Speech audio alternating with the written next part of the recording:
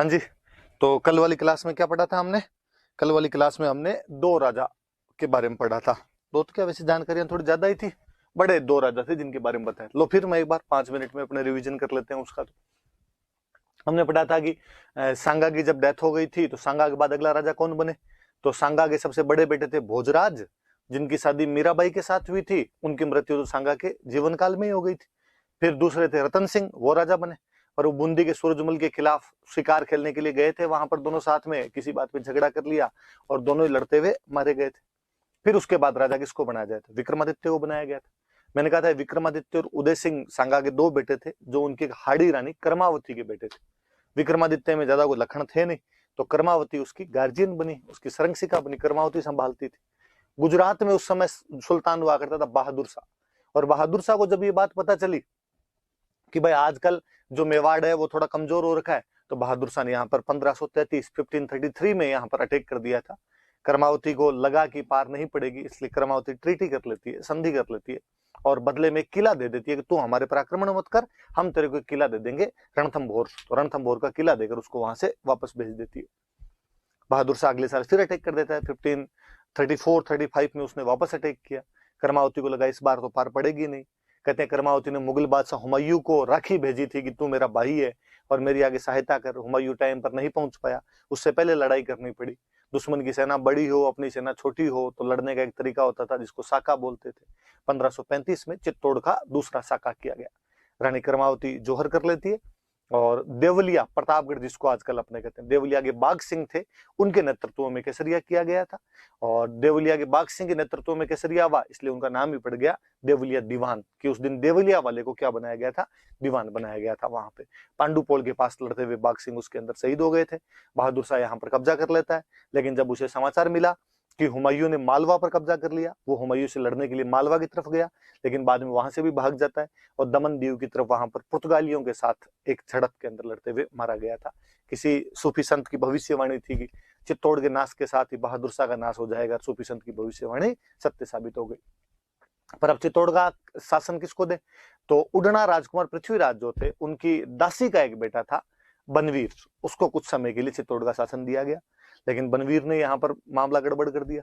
उसने, कहते हैं, विक्रमादित्य को तो मार दिया, वो तो उस दिन उदय सिंह को भी मारना चाहता था, पर जो पन्ना दहाई थे वो अपने बेटे चंदन का बलिदान देकर उदय सिंह को बचा लेते हैं। उदय सिंह को लेकर कुंभलगढ़ जाते हैं, जहां का आशा देवपुरा नाम का आदमी उनको वहां पर शरण दे देता है। और थोड़े दिनों बाद में बाकी सामंतों को बुलाकर उदय सिंह को वहां पे प्रकट किया गया। फिर उदय सिंह के साथ सामंत गए। 1540 में उदयपुर में मावली नाम की जगह पर युद्ध लड़ा। जोधपुर का मालदेव भी साथ देने के लिए आया और यहाँ पर बनवीर को हराकर भगा दिया। बनवीर यहाँ से भाग गया था।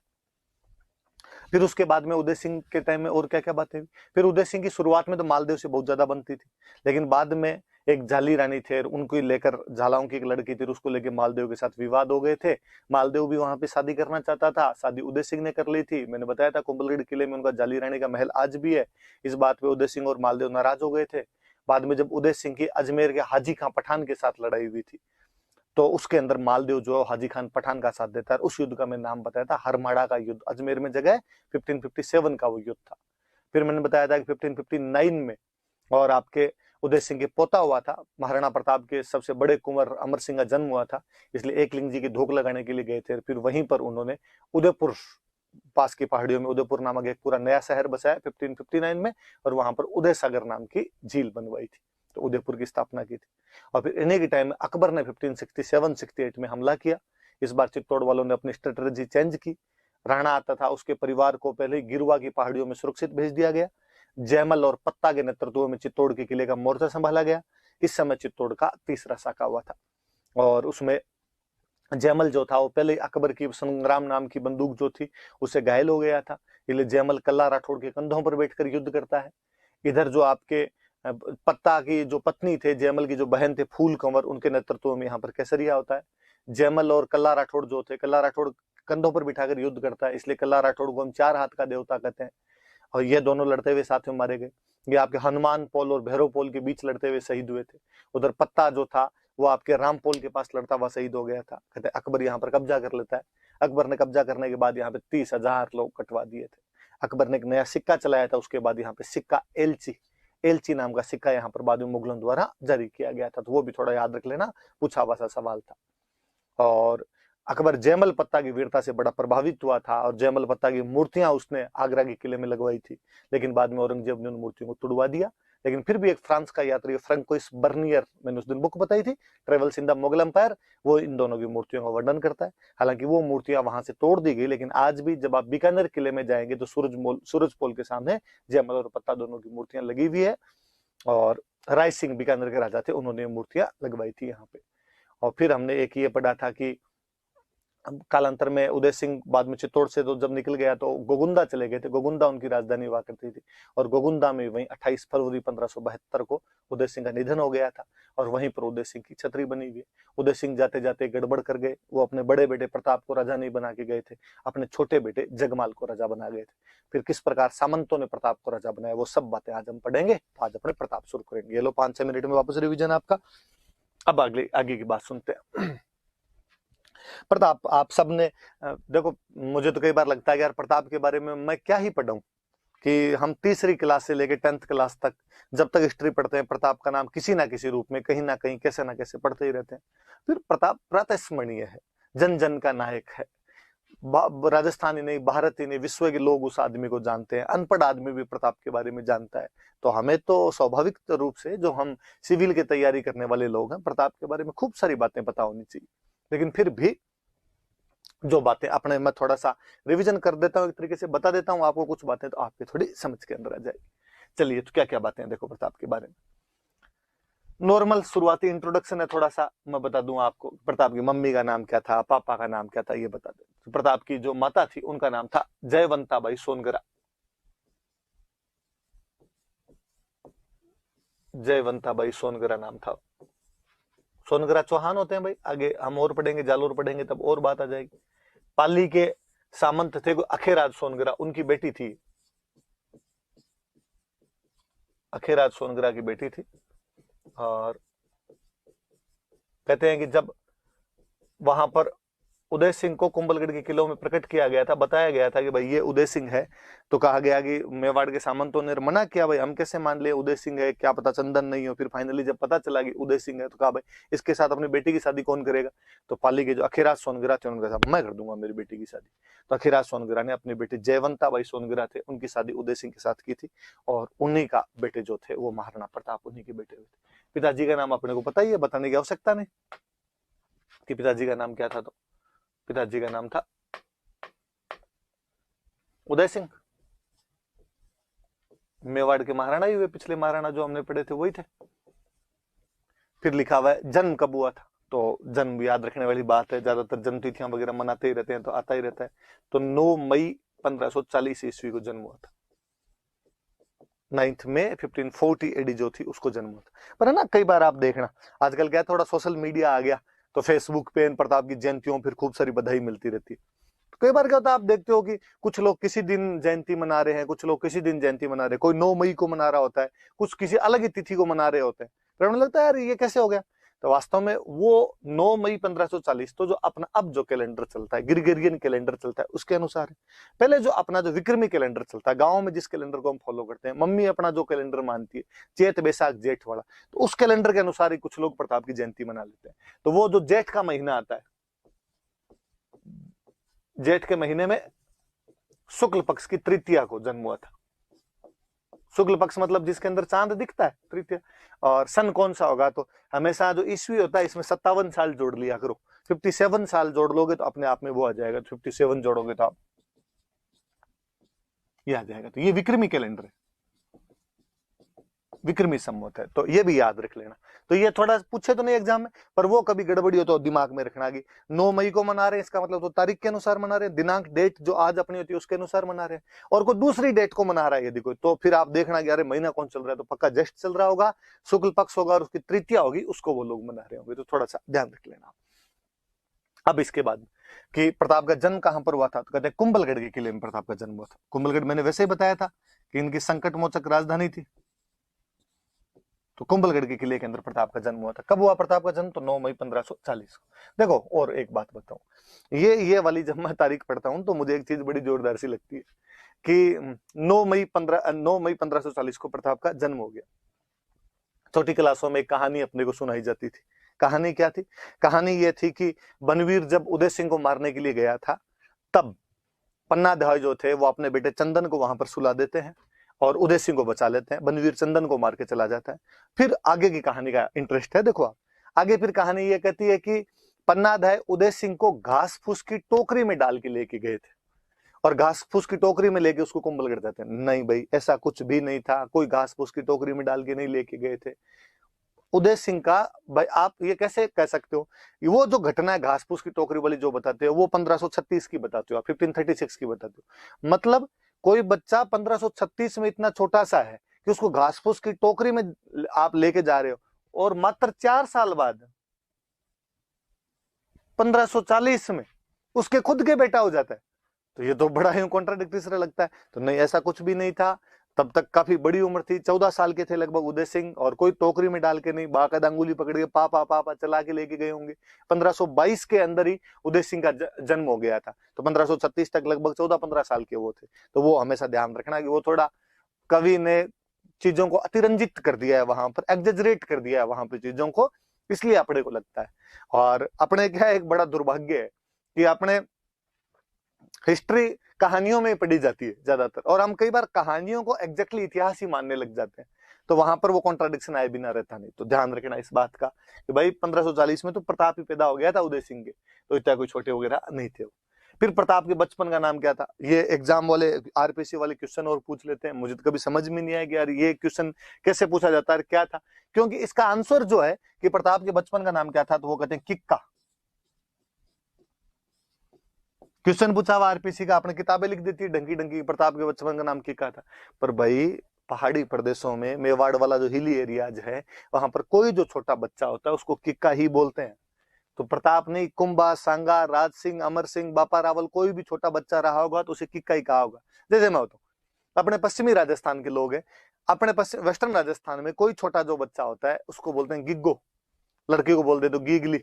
अपने खूब सारे गीत मिल जाएंगे आपको राजस्थानी को, गिग्गा थारो पालनो गढ़ा दूं सामी साल में। तो गिग्गे के ना, गिग्गा मतलब छोटा बच्चा। आप थोड़ा पंजाब की साइड में जाओगे, गंगानगर हनुमानगढ़ की साइड में जाओगे, आप यदि पंजाबी मूवी देखोगे, कोई पंजाबी सॉन्ग सुनोगे, छोटा बच्चा जो होता है उसको कहते हैं काका, लड़की को इवन काकी, काका और काकी तक बोल देते हैं।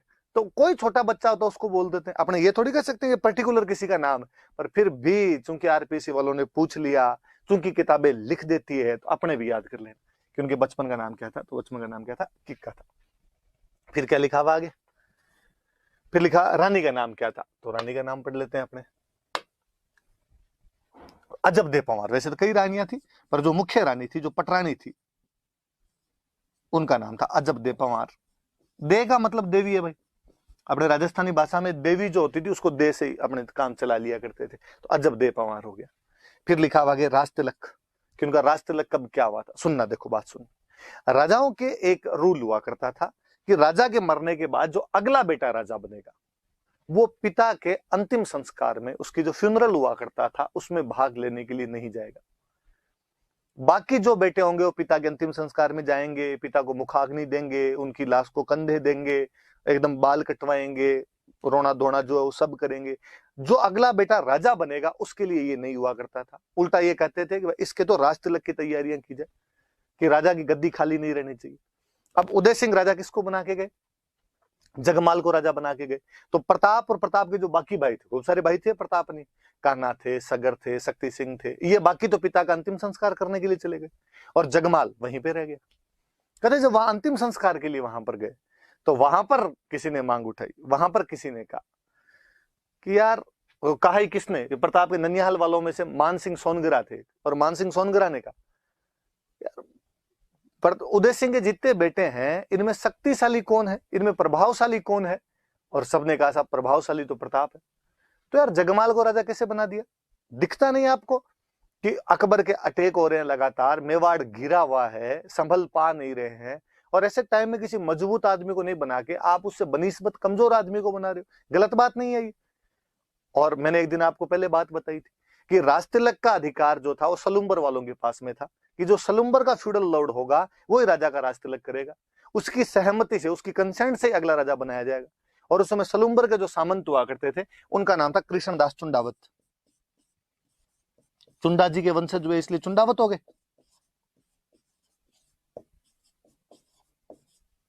कृष्णदास चुंडावत नाम था। और उन कृष्णदास जी की तरफ देखते हुए कहा कि भाई ये क्या तरीका है, और आपकी सहमति क्या जगमाल के साथ है? और उन्होंने कहा नहीं भाई, हमारी सहमति जगमाल के साथ में नहीं, और हमारी सहमति तो प्रताप के साथ में, और लो हम तो प्रताप को राजा घोषित करते हैं। तो वहां गोगुंदा के अंदर ही प्रताप को शमशान घाट में राजा घोषित कर दिया गया था। वापस आए, वापस आगे उनको कहा, जगमाल जी को कहा कि जगमाल जी आप राजा नहीं हो, हम तो राजा प्रताप को बना के लाए, राजा वाली सीट पे प्रताप बैठेगा, आप सामने वाली सीट पे जाके बैठो।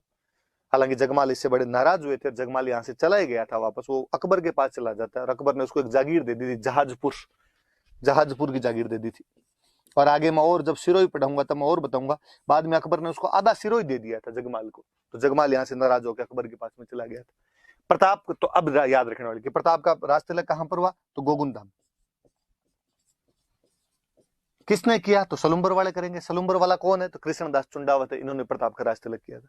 पर प्रताप ने कहा यार मजा नहीं आया यहाँ पे, तो गोगुंदा के अंदर तो अब यूं कोई जल्दबाजी में राज तिलक थोड़ा ढंग से करवाया जाए, तमंचे भी डिस्को करें, थोड़ा डांस वांस किया जाए। तो प्रताप ने वैसे भी अपनी राजधानी भी पहले गोगुंदा हुआ करती थी उदय सिंह के टाइम में, ये कुंभलगढ़ की तरफ शिफ्ट करते हैं, और अपना दोबारा विधिवत सिस्टमेटिक लीगल रूप से कोरोनेशन जो करवाया था वो बाद में कुंभलगढ़ के अंदर करवाया था। तो बाद में दोबारा राज तिलक हुआ उनका कुंभलगढ़ में। बाकायदा कुंभलगढ़ वाला जब राज तिलक हुआ तो आसपास के सारे राजाओं को न्योते दिए गए, इनविटेशन दिए गए, आओ एक राजा की कोरोनेशन सेरेमनी हो रही है। और अभी भी देख लो कि अपने कहते हैं भाई फलानी जगह वो राष्ट्रपति जीत गया, तो अपने मोदी जी उनको बधाई देते हैं। और आपने कभी नोटिस किया 2014 में तो अपने जब मोदी जी प्रधानमंत्री बने थे तब आसपास के सारे प्रधानमंत्रियों को बुलाया और था शपथ ग्रहण समारोह के अंदर। दूसरे देश वाले भी अपने वालों को बुलाते ही रहते हैं, तो वैसे वैसे राजा ने अपने आसपास वालों को भी बुलाया कि यार सारे आओ। बाकियों के नाम तो याद रहे नहीं रहे, एक बंदे का नोटिस करने वाली बात है, इतिहासकारों ने उसको थोड़ा ज्यादा मेंशन किया। उस समय मारवाड़ का राजा हुआ करता था चंद्रसेन। कौन था मारवाड़ का राजा, चंद्रसेन। और ये अकबर से पंगे ले रहा था, अकबर के खिलाफ लड़ रहा था। तो चंद्रसेन भी इस राज तिलक समारोह के अंदर आया हुआ था, ये बात याद रखने वाली है कि देख लो प्रताप ने अकबर का एक जो विरोधी है उसको तो स्पेशल इनवाइट किया, तू तो आया यार, तू तो बता के जा क्या कैसा चल रहा है, थोड़ी प्लानिंग बता, उस हिसाब से हम भी थोड़ा करें। तो ध्यान रखना कि कुंभलगढ़ वाले राज तिलक समारोह में मारवाड़ से कौन आया हुआ था, तो मारवाड़ से चंद्रसेन आया हुआ था। ये प्रताप की डिप्लोमेसी है कि कहीं ना कहीं वो अकबर के जो विरोधी लोग हैं उनको इकट्ठा करने का प्रयास कर रहा है, उनके साथ में गठबंधन बनाने का प्रयास कर रहा है, उनके साथ में कोलोब्रेशन करने का प्रयास कर रहा है। तो याद रखना, तो प्रताप का पहला राज तिलक तो गोगुंदा में हो गया था, पर उसका विधिवत सिस्टमेटिक लीगली कोरोनेशन जो हुआ था वो कुंभलगढ़ के अंदर हुआ था। ये बात याद रख लेना। राजा कब बना प्रताप, तो 1572 के अंदर प्रताप राजा बन गया था। 1597 में तो लगभग 25 साल का शासन रहा। 28 फरवरी 1572 वही जो उदय सिंह के मृत्यु का दिन है, होली का त्योहार था, उसी दिन प्रताप का राज तिलक हुआ था। तो वो मैंने बात बताई दी थी, तो याद रख लेना। नहीं भी याद रहे तो लो मैं लिख देता हूं वापस, 28 फरवरी 1572 को राज तिलक हुआ था। आगे मृत्यु हम आगे और पढ़ेंगे तब पढ़ लेंगे। 25 साल ये याद रखना, क्योंकि मुझे याद है ये भी एक बार क्वेश्चन पूछा हुआ है कि प्रताप ने कितने वर्षों तक शासन किया था। तो प्रताप ने 25 साल शासन किया था, याद रख लेना थोड़ी बात है। ये मोटी मोटी सी बात कि मम्मी का नाम जयवंता बाई सोनगरा, पाली के खेरा सोनगरा की बेटी थी। पिता का नाम उदय सिंह, जन्म तिथि वैसे मानो तो 9 मई 1540, वैसे मानो तो ज्येष्ठ शुक्ल तृतीया, मतलब आपका वो जो विक्रमी कैलेंडर होता है उसके उसका, और जो उसका महीना है वो 15 सॉरी साल है जो उसका 1597 है। और उसका बर्थ पैलेस क्या था, तो कुंभलगढ़ के अंदर जन्म हुआ था। बचपन का नाम क्या था, किक्का, मैंने बात बताई दी आपको। रानी का नाम क्या था, खूब सारी रानियां थी, जो पटरानी आप यूं का दो उस टाइम की जो स्वीट हार्ट है वो जो थी वो अजब दे पवार थी, मुख्य जो रानी थी। और राज तिलक तो पहले गोगुंदा के अंदर हुआ, बाद में कुंभलगढ़ में, कुंभलगढ़ वाले में मारवाड़ का चंद्रसेन आया था। राज तिलक किया किसने, तो ये सलुम्बर वालों के पास में राइट होता था। सलुम्बर का बंदा कौन, तो सलुम्बर का कृष्णदास चुंडावत था। तो राज तिलक किसने कर दिया, कृष्णदास चुंडावत।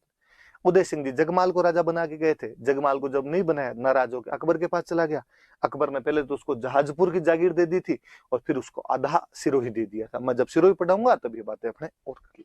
ये प्रताप की शुरुआती जानकारी अपने पास। आगे बढ़ते हैं,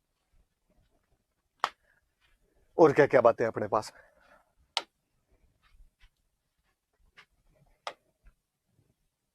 आगे लिखा हुआ है अकबर के दूत। अब जब अकबर को पता चला कि महाराणा प्रताप राजा बने हैं वहां पे, तो अकबर ने महाराणा प्रताप को समझाने के लिए अपने कुछ मैसेंजर भेजे, अपने कुछ दूत भेजे। और अकबर ये चाहता था कि यार उदय सिंह तो माना नहीं, उदय सिंह ने तो मेरी अधीनता स्वीकार की नहीं, अब तू कर ले। लड़ाई झगड़ा अपने बंद कर देते हैं, मिलजुल के राज कर लेते हैं। तू मेरी अधीनता स्वीकार कर ले, मेरा मनसबदार बन जा, और मैं तेरी अलग अलग जगह पे अपॉइंटमेंट कर दूंगा। तेरे राज्य को भी सुरक्षा रहेगी, उसको भी खतरा नहीं होगा, और मिलजुल के राज कर लेंगे अपने। तो कहते हैं कि प्रताप को समझाने के लिए अकबर ने 4 बंदे भेजे थे, 4 दूत भेजे थे। संख्या भी याद रखना कि 4। कौन कौन थे? तो सबसे पहले एक बंदे को जिसको भेजा था, उसका नाम था जलाल खां कोरची।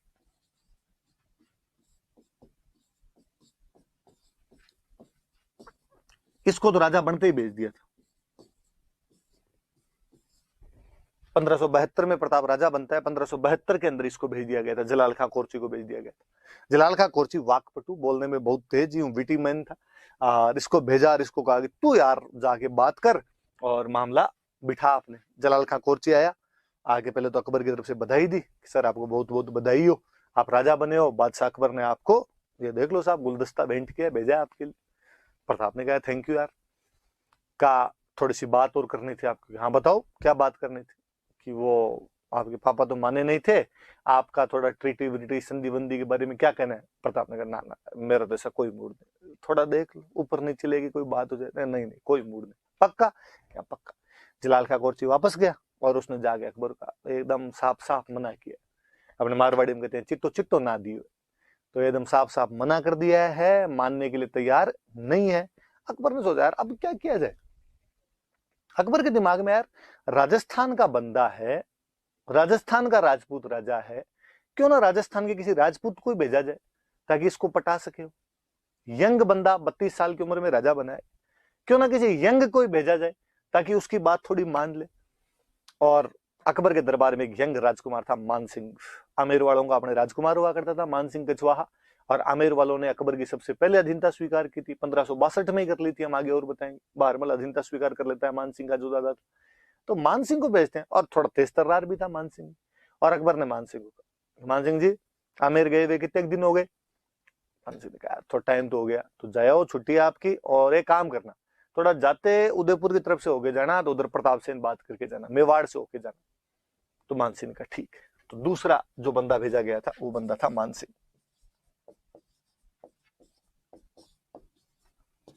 1573 में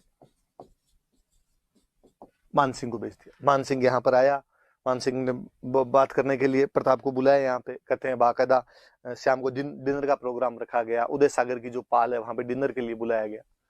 देखो प्रोटोकॉल होता है कि अमेरिका का विदेश मंत्री आए तो भारत का विदेश मंत्री मिल लेगा, रसिया का रक्षा मंत्री आए तो अपना रक्षा मंत्री मिल लेगा, पाकिस्तान का सूचना प्रसारण मंत्री आए तो अपना सूचना प्रसारण मंत्री, मतलब समकक्ष जो काउंटर पार्ट है आपका वो आपके उधर से बात करेगा।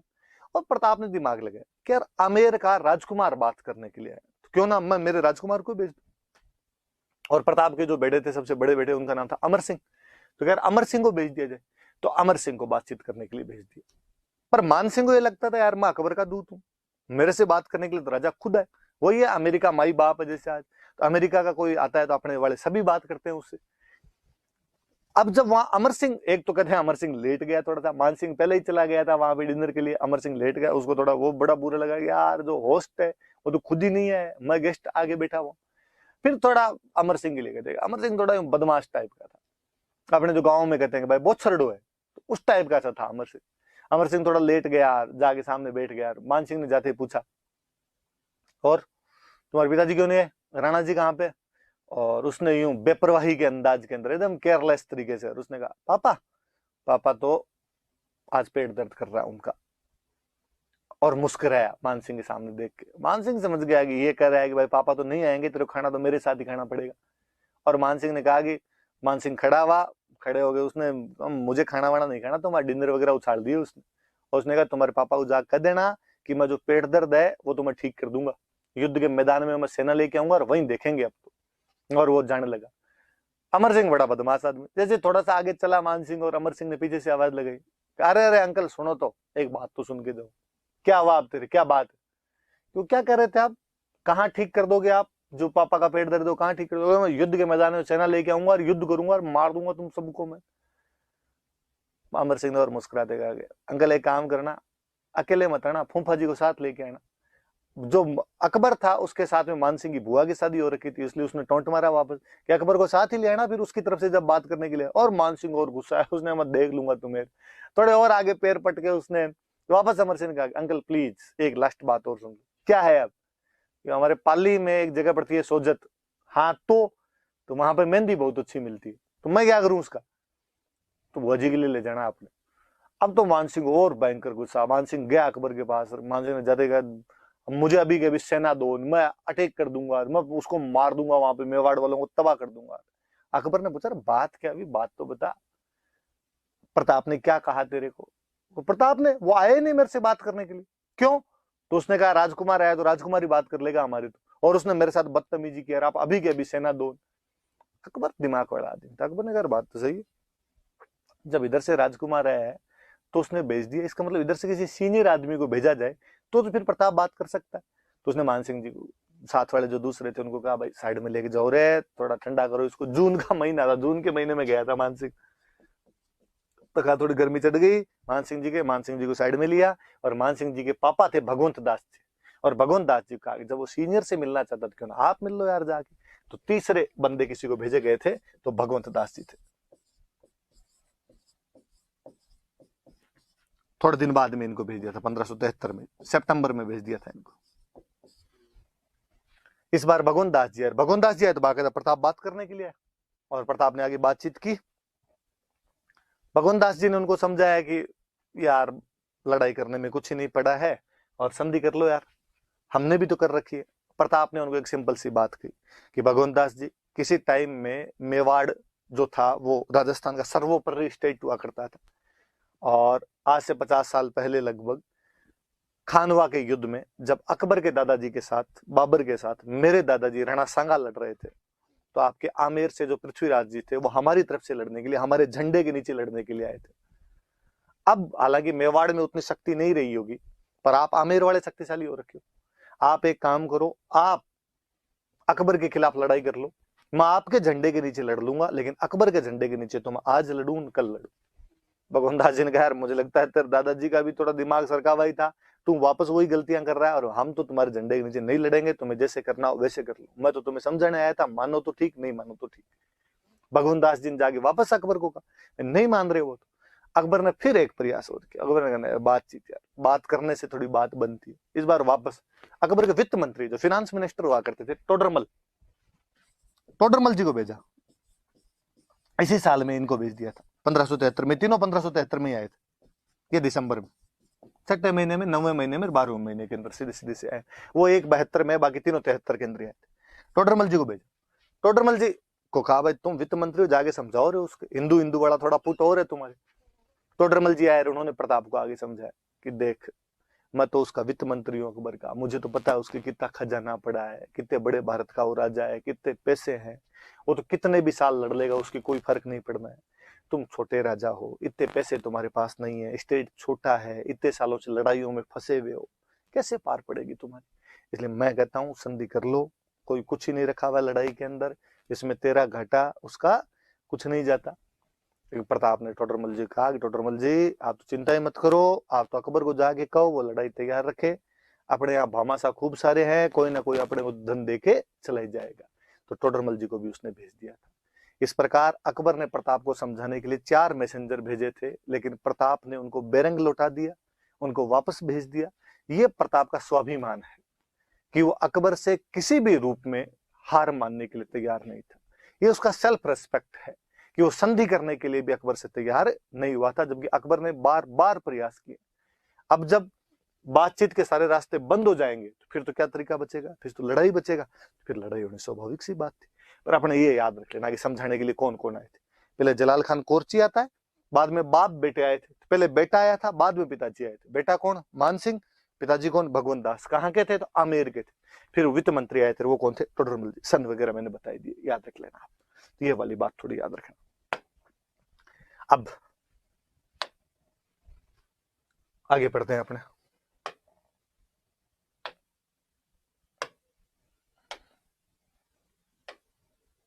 आगे आगे आगे बढ़ते हैं। देखो अब जब बातचीत के सारे रास्ते